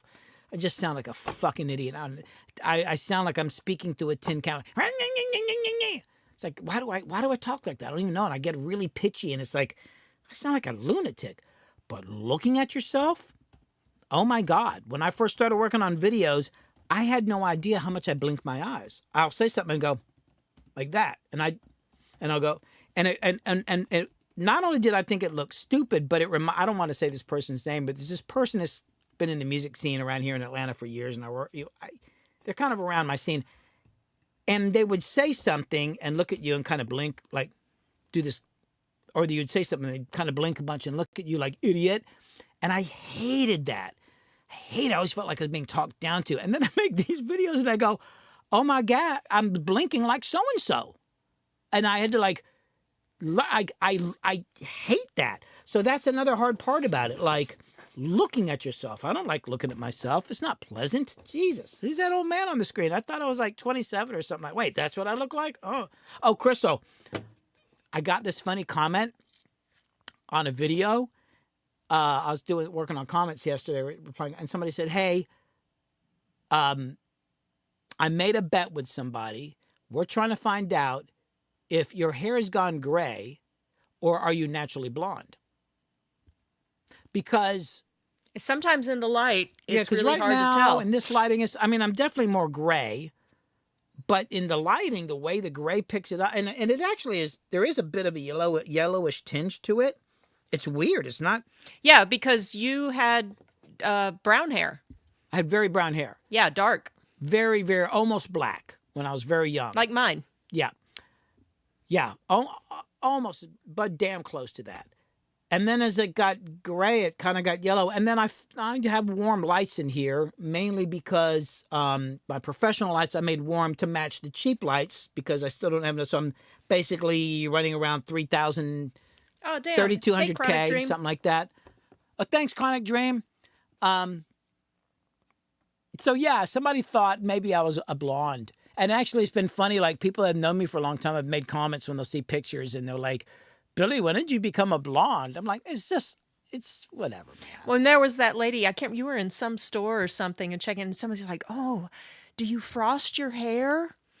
It's like, no, this is just how it grew. All my life, especially as my hair started getting a little more salt and pepper, this happened all the time. It would usually be a woman, usually over 30 years old, that would come up and just marvel over my hair and wonder where I'd had it done. The weird thing was, every time it happened, I'd not done anything with my hair in days, and it's just, I'm like, hadn't shaved, and I'm just like, and they're like, your hair is amazing. I'm like, thanks. What do you do? I'm like, nothing at all. Anyway, any other Davinci comments? I've not been looking at the chat at all. I can't even see the chat the way I've got this set. I mean, it's on this other screen. I can't read it. It's that crappy screen in my eyesight, so I can't see anything. Well, Sebby's letting you know you don't need to worry about your hair or your voice. You just have a unique voice with lots of color. I get a lot of complaints about my voice on my deck. Oh my God. But be frizzy, my friend. Let's see. Yeah, some comments about working in Blender versus in Davinci. I'm trying to scan back. Oh, yeah. David said of the chopping that shot needs its own video. Seriously? You know, it's like that came up on Friday. And actually, when Chris Vermillion was here, and I've had a lot of people say this, and it's kind of one of the reasons in this video, the one I just put out, I put a lot of my own story in it.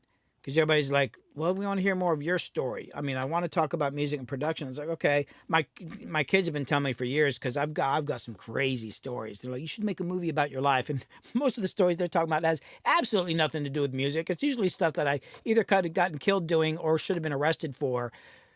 usually involving some sort of like place I wasn't supposed to be. But I also do a lot of interesting stuff outside, and I'm building things and all that. And I do have a lot of footage. I've been trying to figure out how to integrate it into the story. But yeah, there's a lot of stuff that goes on around the property. And I actually filmed the whole series of me doing work around the property with the sound recording. And I was going to like take the sounds and make a song out of them. I've got some great sounds. I just hadn't gotten around to it. It's like a million things, but got some great footage of me doing everything from working in the garden to putting in the water line, working on the well, chopping wood, working on the driveway, repairing the driveway. I'm doing a lot of stuff. So. I actually did take a short video because you were putting a rock platform, like a step for me by the beehives. So I did take that. Of course, then, what was it, 2 days ago or something, I was another spot on the property, and a baby bird had fallen out of a nest, and it's not a fledgling yet. It didn't have feathers or anything, and it's not going to survive unless I did something. So, I put on gloves and put it back in the nest, and then it only occurred to me later, I was like, oh, I probably should have, had somebody film that. It's just another interesting thing that happens in our life. There's all sorts of weird things going on around here and cool things and all that. And yeah. There's some other kinds of questions that don't have to do with well, here, let me Davinci. Screen here so I can look at the chat thanks for again. hanging, Bloor. They got to head out. Let's see. Uzi Racer was wondering if they should buy a Hammond M100.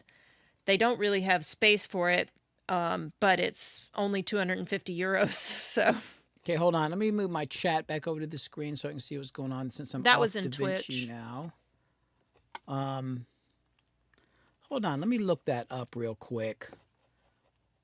What was it again? Hammond M100. I mean, Billy is usually of the opinion that yes, you should probably buy gear. oh, it's an actual organ. I thought maybe they were talking about one of those, remote, what do you call it? Oh, hold on, let me move this here. Oh, that's yeah. Instead of, like a cabinet, like the Leslie cabinet type thing, and then you can put one in. But this is an actual organ. I don't know if you should buy it or not. I mean, are they asking if they should buy it? Yeah. I mean, buy it if you want it. I mean, I will say this. Let me tell you this. Buying older gear, I regret not buying some stuff. I'm going to show you real quickly. I don't want to talk about it too much because I've talked about it a lot. But this guitar here, and I know I've talked about this one a lot. I'm just in love with this guitar. This is like a Sears and Roebuck guitar from the late 60s, early 70s. I don't know exactly what year. I got it in a thrift store recently, and I love this thing. It's almost exactly like my first guitar. And there was a time where I would see these things all the time out there, and I didn't buy them. And I guess about 10 years ago, like I go to thrift stores all the time. There's a point, especially as I started the YouTube channel, I'm like, hey, let's go buy a bunch of this stuff. I can use it. But it was at that moment, I was like, I can't find anything now. There was some point where I don't know if eBay this stuff changed thrift and pawn shops. Yeah, I don't know people if can sell online. I think they're selling them online. I think things get lost. I think people don't value it. I used to see all the time old cheap microphones, and I love buying cheap microphones. They're getting harder and harder and harder and harder to find every freaking time I go out. And there's that one microphone we saw in that thrift store when we were going out to the bee place. What's the name of that bee place up there, Clayton? Oh, Blue Ridge Honey. Yeah, when we were going to buy like the supplies for the bees. And we stopped by that other thrift store, and there was that one mic, and there was like, I really wanted to buy it, but it's like, sometimes it's like, being self-employed, money goes up and down. It's like, today I can't buy that mic. It's going to be harder and harder and harder to find these things. And I would suggest if you want to buy something like that and you feel for it, go ahead and get it, because you don't know when you're going to be able to get it again. Like, this is definitely a storage issue here. That's big. But if you want it, freaking get it, man. Like, yeah, there's great plugins and stuff out there. I struggle with the organ plugins because having worked with a lot of real organs and worked with great organists, I've not yet come across anything that comes close to the combination of a good player and a real organ. There's just no freaking way. There's just too many things happening, and you just can't do it. Too many variables. Yeah, if you want to get it, that's what I'd say. Was there ever an artist that you refused to work with because they were too arrogant and full of themselves? Oh, yes.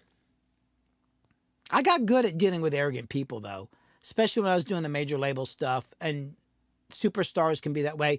I will say one thing about the superstars is they're that way, but I think they kind of know how to like make it work a little bit. But even then, no, but there were a lot of people. I have limits. It's interesting to me, other engineers I know that do, especially freelance engineers and mixers, and they work in studios all the time, and the shit that they put, the stories they tell me is like, I just can't do it. I hate engineering for other people. Like if I'm engineering my own stuff or engineering something I'm producing, but just to be an engineer sitting in somebody's session and doing all that, I have a lot of respect for people who can do it.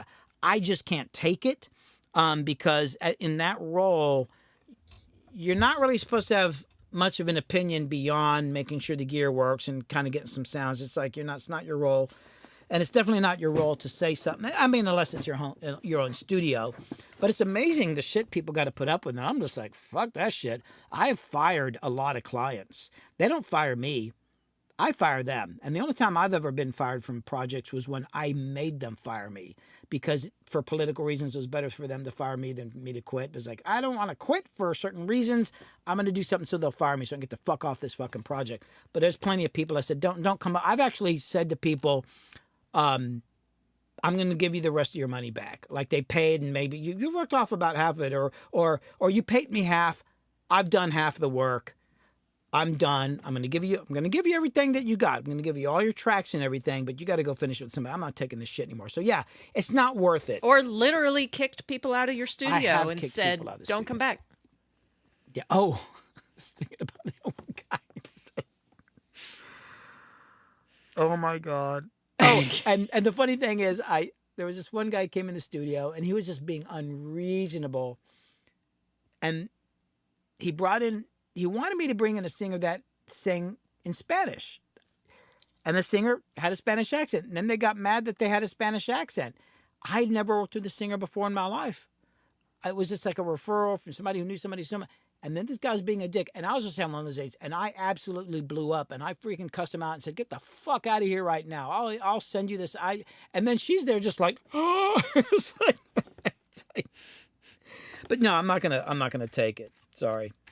Yeah, he was being unreasonable. There was that producer too, but well, there's been a few producers. Yeah. Yeah, it's not worth it. Did you ever have any issues with ADAT? I read that old send LED or LED, send LED can get lower and make interruptions. Wait, what are you looking at? Just a little ways up, Mr. SJK was asking, did you ever have any issues with ADAT? I mean, yeah, I worked with ADATs a lot. I don't know what he's saying about the LED can get lower and make it. Or LED? I've got the tapes can go bad. I've got 3 ADAT machines in the back. I used to run 24 tracks, and one of them doesn't work. And I mean, yeah, I've got 2 that work now. And the third one doesn't. I've worked on it a little bit. The heads get weird. You know, they were cheap. They did the job for me. But yeah, over time they don't last that long. And then the tapes can go bad too. Like, because the weird thing about ADAT, somebody's describing it to me. It's not like tape. With tape, you got your heads, and the tape just goes across the head like this. ADATs are like VHS machines. The heads are at an angle and they spin.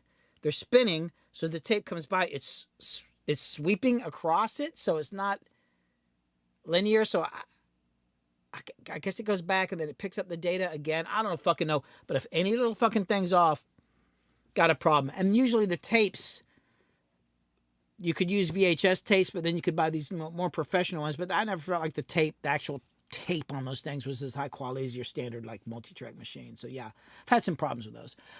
UZ Racer was saying they bought a Hagstrom. I had a Hagstrom guitar that my cousin owned. I had it in the 80s, and they let me borrow it for years and years and years. And it was one of the best guitars. It was beautiful and played and sounded amazing. And it was from the 60s, fucking collector's item. And in one of my earlier bands with my ex-wife, she played it. And then they asked for it back. And it's like, oh, I missed they don't play. Oh, I want my guitar back. And it's like, oh, man. And they lived in Washington State, so I sent it off to them. And then it was like, I found out, then they died. And it turns out that they just collected things, and they had just taken it and a bunch of stuff and thrown it in a storage, like one of those rent storage things. And then when they died, it was kind of sudden, heart attack. The family just like sold off that stuff all in one bulk. And I was like, man, that guitar was in the family. Oh man, I wanted that guitar. I love Hagstrom guitars though.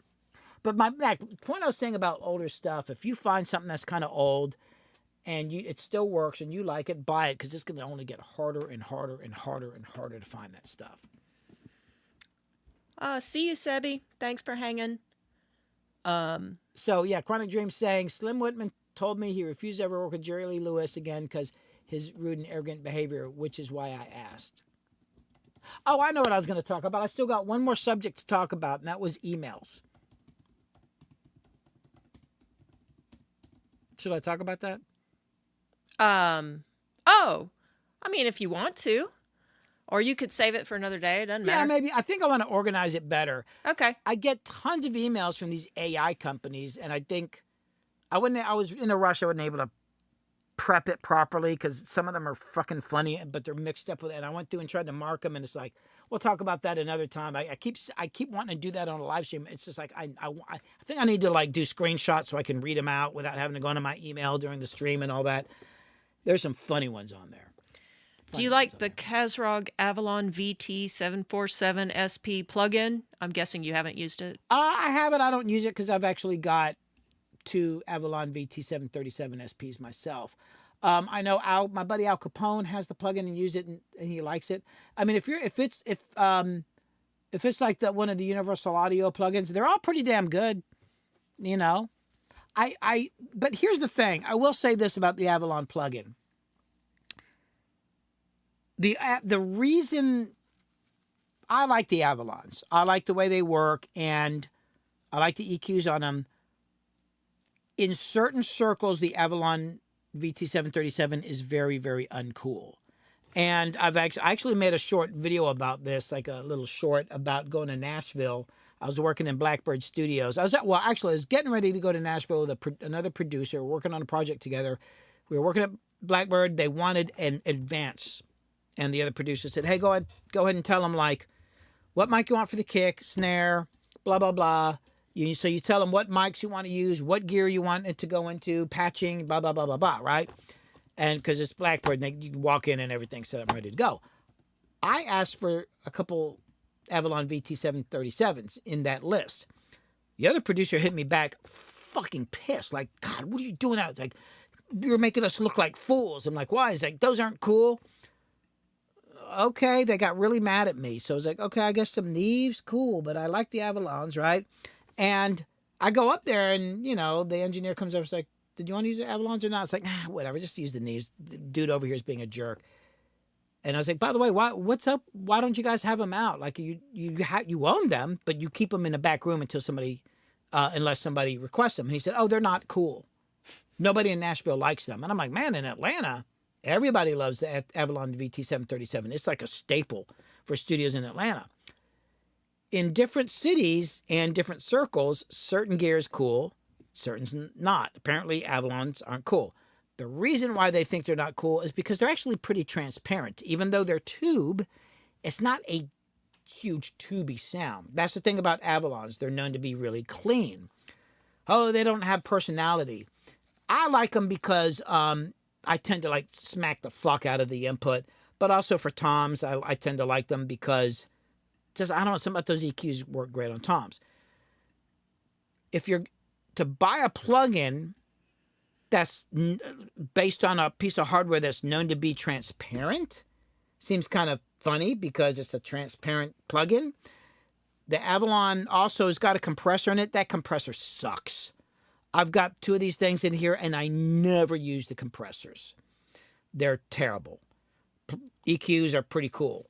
But I was going to say, if you're going to spend money on a plugin that is emulating a piece of hardware, you want to go for a plugin that's emulating hardware that's got a very unique, obvious sound signature, like a Neve 1073 or Germanium, Chandler Germanium, or the APIs kind of, they've got a sound. They're clean, but they're known to be really punchy. Something like that. The same with compressors, like a Distressor, got a fucking sound, or the EB1.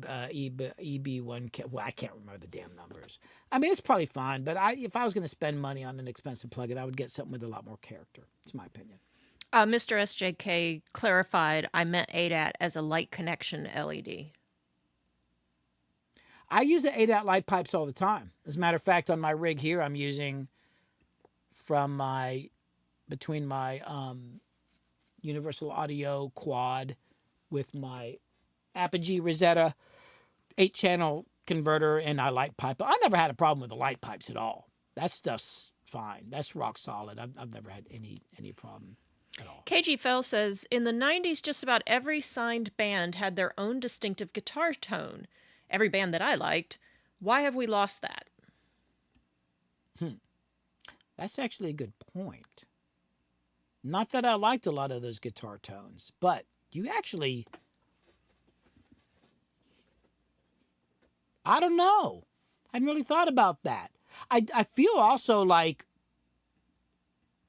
amp technology and guitars, it's gotten really super scientific. I don't listen to a lot of modern rock and heavy metal. Nothing against it. I mean, some of that stuff's really, really freaking cool. To me, it actually does all sound kind of the same, The drums, it's gotten really, like, I've watched these videos of these guys who, like, produce and record that stuff, and it's amazing what they do and the way they trigger certain samples on the drums and the way they record it, and then the amps, and some of these amps are incredible. But yeah, I think it's almost like this science, and it's like a lot of rock and all that. It's almost like, and I think it's also because everybody has access to the same technology. A lot of it's amp modeling, which some of them sound amazing. Of course, even in the 90s, things were mostly probably being recorded analog. There was a lot more uniqueness amongst the studios. Like, things are more generic now. Like the access to tools is so much cheaper. Good sounding tools, but because everybody's got the same shit and a lot more things are affordable. Somebody made an interesting comment on my video about why older music sounds the same.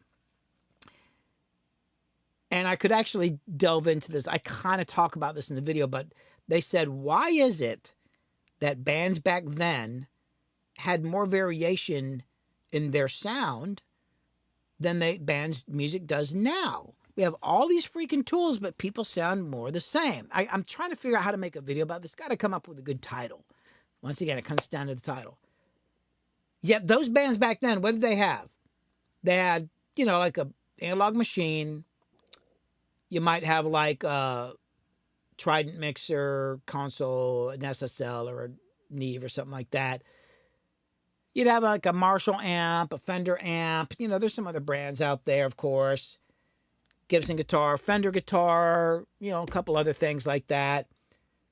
Variations on types of drum kits. There might be like, DOD and Boss were making pedals, but there weren't that many pedals out there. Like if you were hanging out with other bands, you'd kind of look down and usually somebody had the same chorus pedal you had. Distortion box delay, the Memory Man, tape delays and all that. And probably one of the most used effects back then, and that was a pedal or anything like that, would be a flanger, because it was he's got a flanger, it's the craziest sound out there. But yet bands had more variation in sound. And I think there's a couple reasons why.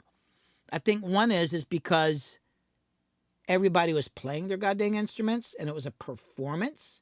And taking the same guitar, you can take the same guitar, plug it up to an amp, have 2 guys in the room, hand it to one guitar player, and then hand it to another guitar player, and it's going to sound pretty different because it's all, quote unquote, in the hands.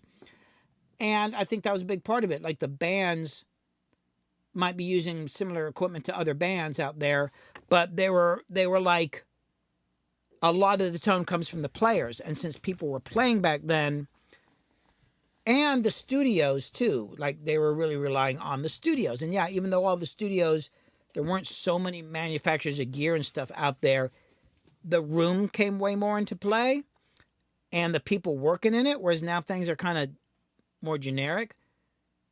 And also, so you had that, and also because there were so few pieces of equipment out there, but people were like, I want to sound different. It forced people to take anything they had, the amp they had, the pedals. Oh, I'm gonna run this weird sequence of guitar pedals this way. I'm gonna switch it this way. Or people would do weird things with miking.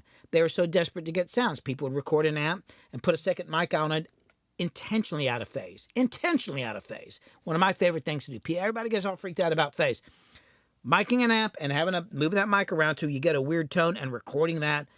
People did that all the time back then. Nowadays, everybody's like, you got to get your phase perfect. It's got to be in phase. I'm like, shut the hell up, man. So people were desperate to sound different, so they tried harder. And also their own individuality would shine through more. Nowadays, there's a million freaking tools out there. And to be honest about it, most people don't really tweak them out. I started noticing this way years ago when synthesizers started coming out. You'd buy a synth and it would have 200 sounds on it. And how many people I knew were just like, I'm just using 22. I'm like, I'm using 22 and I'm going in there and I'm changing the attack and the filter and the blah, blah, blah, blah, blah. Most people are just kind of taking the sound and running with it. And the other thing is, a lot of these are like cool sounds. Like for instance, I love Valhalla Supermassive, which is a free reverb plugin. Sounds great. I've learned how to use it, but there's like Baby Audio makes a reverb plugin that's very similar and all that. Everything's amazing sounding. Everything's really wide. And, talking about emulation plugins that are emulating mic pre's or tape machines or microphones or whatever, they do sound like the original thing, but you got to keep in mind that in the old days, if you went to one studio and they had a Neve 1081 and you went to another studio and they had a Neve 1081, those two Neve 1081s didn't sound the same. They're analog devices. One might have been built one year than the other. There was another comment in another video. Somebody was talking about the wiring and the components using some of the older gear. You can't even use that shit anymore because it's actually hazardous. There's like things in there you can't use. So in the process of the early days of people using this older equipment, they might have been making a particular mic pre, but the next year they might have changed some of the components in it. Like it's technically, it's all the same specs, but it's going to change something. So nowadays, if you're using you're using emulation plugins to emulate older gear, you got to realize that the other guy down over here, the other studio, he's got the same plugin. They both sound exactly the same. Yeah, you can turn the knobs and you can get a lot of variation on that, but it's still the same plugin. And people, I think because it's easy to make music, people don't try so hard to sound different. Back then we were desperate to like, that's all we got. How do we make it sound like we're in a cave? Well, I only got a spring reverb. Well, let's run that spring reverb back into the board and put a delay on this channel here and set it for 50 milliseconds, totally wet. We'll pan the spring reverb to the left, but we'll send that reverb over to the delayed channel. So it's going to be delayed by 50 milliseconds and pan it to the right. And then we're going to EQ it weird, right? And then that's like, sounds more like a cave. And I would do stuff like that. We're just desperate. Like, I only own a mono spring reverb. That's all I had. How do we do anything with that, And you would come up with something and be unique and record it. And then you try to do it like a week later and you could follow all the same steps. But because it's all analog shit and a million other things, or maybe the cabling or whatever, it would sound slightly different. But nowadays, people don't have to work so hard, so I think they just kind of take what's out there. And even though there's a million plugins out there, they all sound great. Whereas back then, sometimes things didn't sound great. So it wasn't only desperate to sound different, but sometimes they knew it didn't sound great. So how do we overcome that? well, we're going to overcome it by just writing a really damn good song. We're just going to fucking nail the part. I'm sure it goes way deeper than that. I want to make a video about it, but I don't really know what the title should be. If somebody can come up with a good title for that, I'd totally make the video. I don't make videos unless I think I got a good enough title. So speaking of that, my newest video, I thought had a great title, but it's not getting the kind of views I'd hoped for.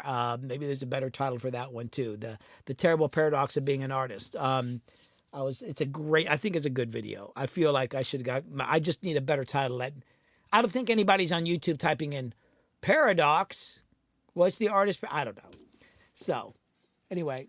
What would you say is the most cursed instrument FX combination? As in something weird happens. Cursed? The weird effects combinations? Their example was an Ibanez HD 1000 harmonizer hooked up to their mixer, where there is solely a Yamaha RX-11 drum machine hooked up, and made the mistake in the right return jack to put it in the right return jack instead of the left mono jack, and now there's this crazy effect that when the toms and snare hit, it sweeps to the right side, but I have to pan the snare on the left. That sounds kind of cool. Yeah, so they're something unexpected with a combination. I don't know. I love some of the early. There was a Ibanez digital reverb that somebody brought in the studio one time, like back in the 80s, and it had this kind of really grainy sound, and I loved it, and I've been wanting to buy one for fucking years, and I can't remember the model number of it. I might recognize it if I saw it, but some of that older Ibanez stuff was fucking cool as shit. I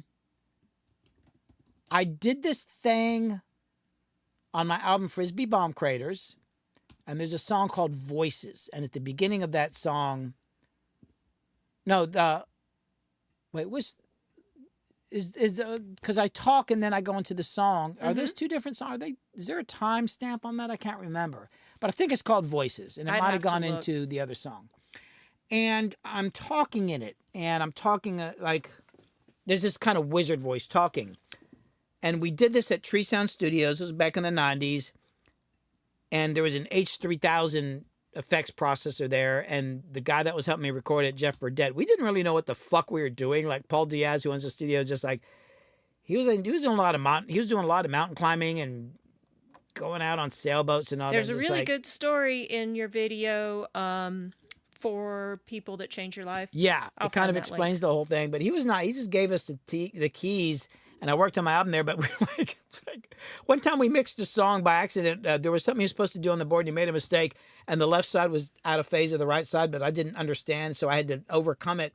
But we didn't figure it out to the end. I said, "Oh shit!" And he switched the thing, and suddenly it was back in phase. But I'd already mixed it that way. I was like, "No, put it back. We're gonna." Anyway. I did something running the H3000. Oh, no, Jeff did something and ran the H3000 into something else.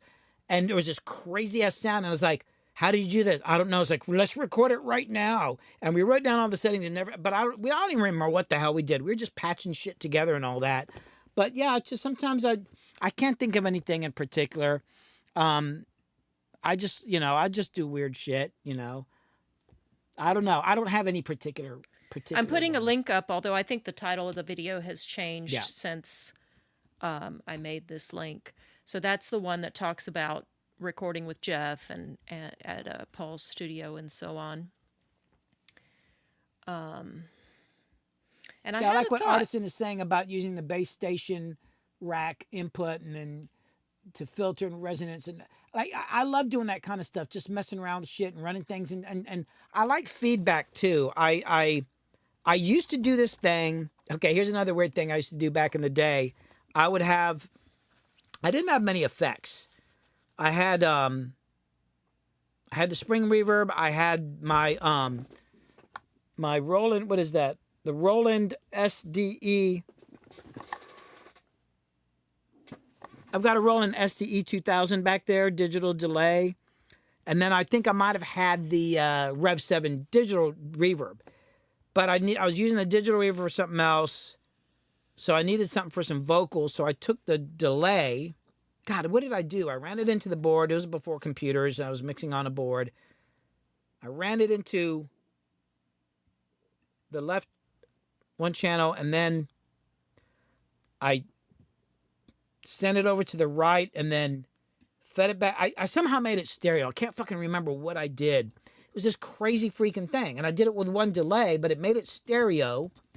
But it was actually feeding back. I was doing something you're not supposed to do, but I was able to control the feedback, just this side of it going crazy, and it was like this weird room sound. I wish I'd remember what I think about this all the time because I don't remember what I did, and I should have written it down. I later on started when I was doing a lot of stuff analog. I have a notebook in the back where I would come up with something, and then it'd be like, let's write that down, and I'd like, what cables I use, how I patch it up, what the knobs are on. Now now you're on a computer, you just hit save, But even on the computer, I do. One of the best things I like to do is I try to do things the wrong way as much as possible, because then you find things, and usually you got to undo them. Like, oh, that was stupid, but it's the best way to find the cool things that can happen. I threw up a link to the Bandcamp of your album, Frisbee Bomb Craters. The track Billy was talking about is Voices. It's the last one. Hey, Billy, I'm going to call your attention to the fact that we've hit 2 hours. Yeah, I'm looking up here at something that Kev said. Hey, y'all. Don't forget to hit like on the YouTube video here today. And make sure that you have subscribed to Billy's YouTube channel, all of you. And hit the notification bell if you want to know when Billy goes live or when he releases a new video. Over on Twitch, thank you guys for being with us. Make sure to follow so that you know when Billy goes live. And I'm trying to think, what's my usual thing? You can find Billy on Discord and a lot of these folks as well. It's a cool community over there. And big thanks to Casey for helping us with that. And also RingSystem, who helps us over there. And then Billy's also on Patreon. And you can find him on Instagram. And UZ Racer's asking what was the song name. It's called Voices. Voices. I'm pretty sure it's up there on Bandcamp. It is. I put the link. Artisan says Ron Wood from the Rolling Stones used a Philips radio tube loaded with guitar cable running on 2 banana plugs. Are you saying that I just hooked up to a radio? People used to do all sorts of stuff like that. As a matter of fact, I've got a boombox in the back, and I showed it on a live stream, and it belongs to Danny Boone from Rehab. It's just a big boombox, and it's got a microphone port in the front because if you wanted to like sing along with your songs, or it's huge, or rap. But Danny's like, hey, you got to try this out as an amp. So you plug a guitar in it and crank it up and just turn the volume up. It's this nasty, crazy-ass distortion. We actually used it on the album. It's still back there. Danny said I could borrow it for a while.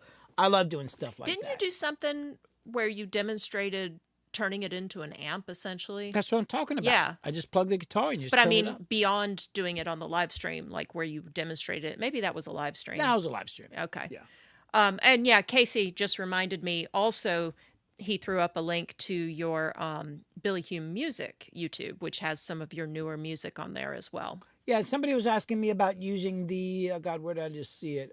They were asking about the 16, God, where is it? Oh yeah, Tape 16. It's a DAW that you can put on your computer, but it works like a tape machine. If you punch in something, it goes away. Maybe I'll demonstrate it on a live stream.